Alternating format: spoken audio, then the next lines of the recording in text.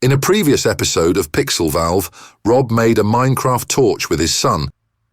But since then, his two daughters decided they would also like to make Minecraft torches.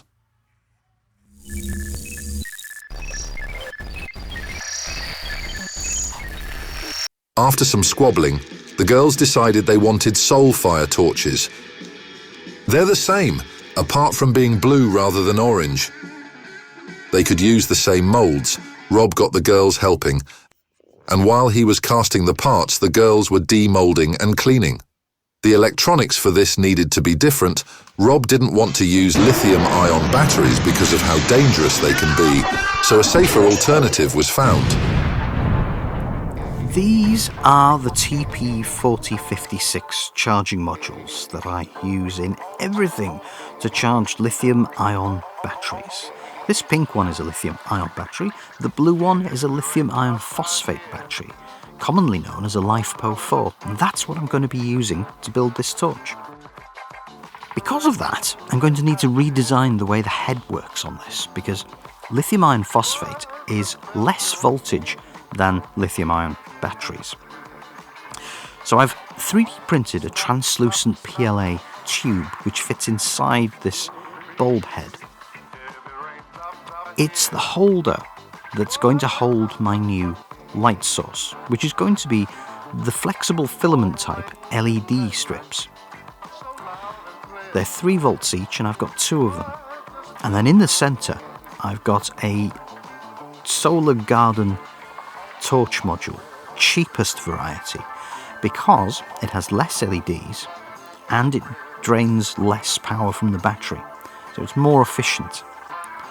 And there's several reasons for this, really. It's because the feedback from the last torch was that the children thought that it flickered too much. They found that it interfered with reading, they found that it interfered with drawing, and it just wasn't comfortable. It was nice as an effect for the room, but of course children, So I won't be using the TP4056 anyway. You can't use them to charge lithium-iron phosphate batteries. They need a different kind of charger. This is a TP5000. It's pretty much exactly the same, it just delivers less voltage. And, unfortunately, it's a slightly different size. It's not quite the same size, it's a little bit smaller. So, it means I'm going to have to redesign the thing at the bottom of the torch. Now, I'm going to call it the bottom connector. It's basically a square tube with a smaller clamshell that fits inside. Now the clamshell clamps the circuit board between it, sandwiches it between it, and then I simply slide it into the tube and it's screwed in place. And that's what holds the mechanism safe. So there's not a lot of mechanics in there really. It's just a very simple, extremely simple design. Now, because it's translucent PLA, it means that I don't have to make any elaborate parts that help me see the charging indicating lights. The whole thing just simply glows when the power's connected. So, win-win.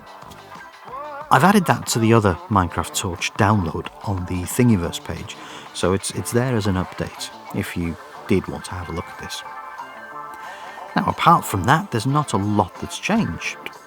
The switch has changed, and I've got a battery holder rather than solvering the wires to the actual battery. Now, the old switch was a push-button switch, and it failed, so I had to dig it out of the torch. This one is the standard kind of rocker switch that you find everywhere, so it's easy to find, easy to remove and replace.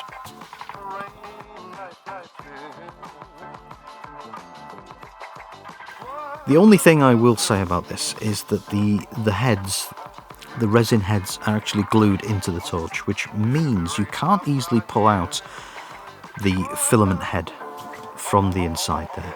I mean, you could with a bit of force, I suppose, but it's ideal really. If you did want to make these, I would really recommend some way of screwing those heads in or bolting them perhaps, that would be better. But since my kids are maniacs and like to throw these things downstairs and use them as weapons, I suppose you could say, then it's just not safe. I wouldn't like to see flying heads.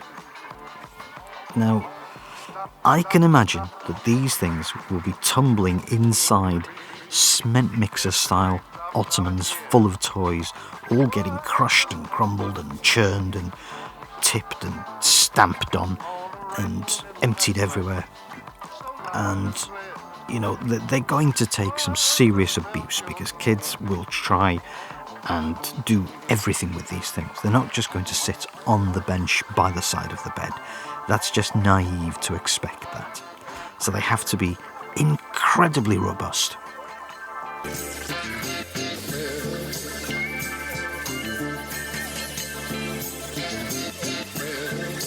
The light from this, as you can see there, is quite white. Now, one of the LEDs was blue because a Soulfire torch has to be blue, and I felt that the blue light was too intense. It was almost ultraviolet.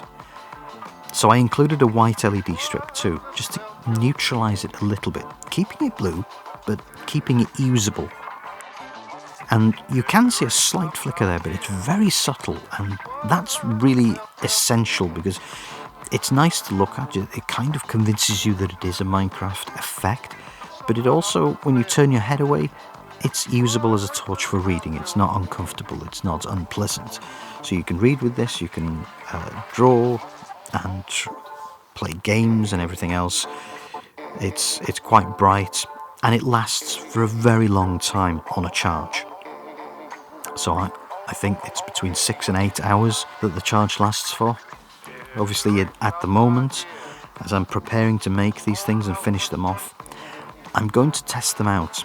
So one of the things that I'm going to do to test them out is to use them myself, see how long they last for, make sure that everything runs as expected. But one of the steps I take is to actually give them to the children in this condition for a short time, just to let them experiment with them and perhaps see if they can find any faults before I go ahead and spend the next God knows how long gluing square veneers to the front, which takes forever.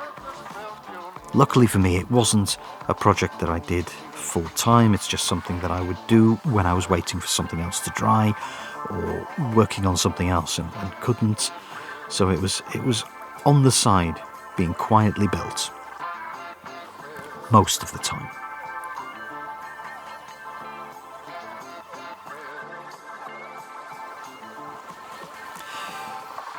Now, I'm going to give these to the kids. They're going to go in, they're going to play with them, they're going to do what kids do, and they're going to give them back to me then and give me some feedback, say, yes, it worked, no, it's completely broken, or whatever the situation might be.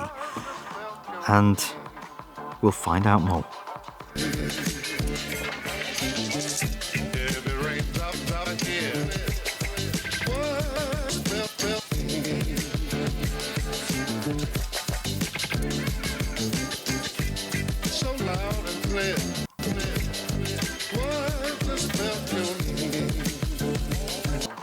Right, testing went really well, apparently. So I can go ahead and start gluing these things to the front of the torch. Now I've got to make sure that they match up, because we don't want to have different kinds of wood or grains going in different ways, different directions. It has to be convincingly done so that it looks like they're made out of square wooden blocks. Now there's about 7 different kinds of wood here.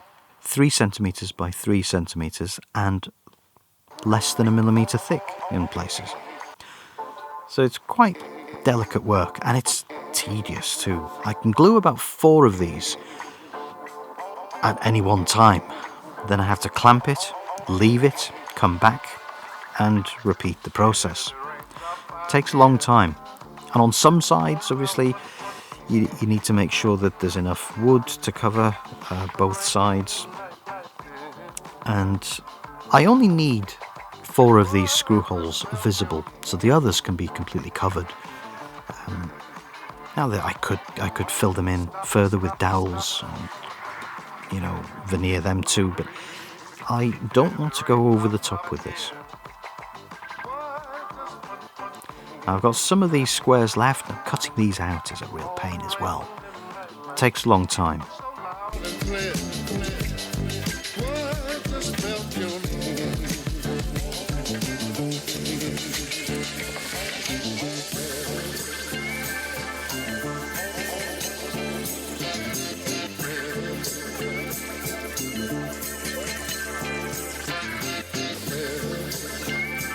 As you can see, there's the USB input, and this is the final torch. This is how it is. And as you can see, I'm charging it there with my best USB charger. So there we go, finished. What do you think? Are they nice? Do you think they're as nice as the blue one, as the orange one? Do you think the orange one is as nice as the blue one? I think these will go down a treat.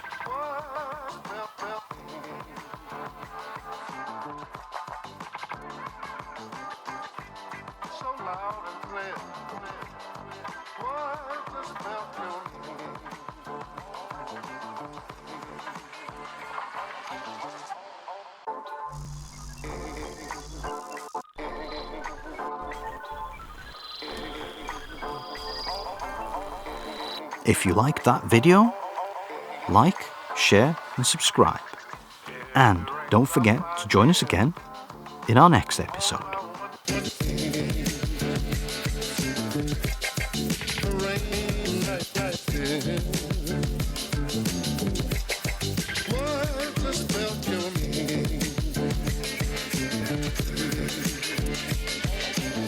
Stop. Heavy rain, drop here.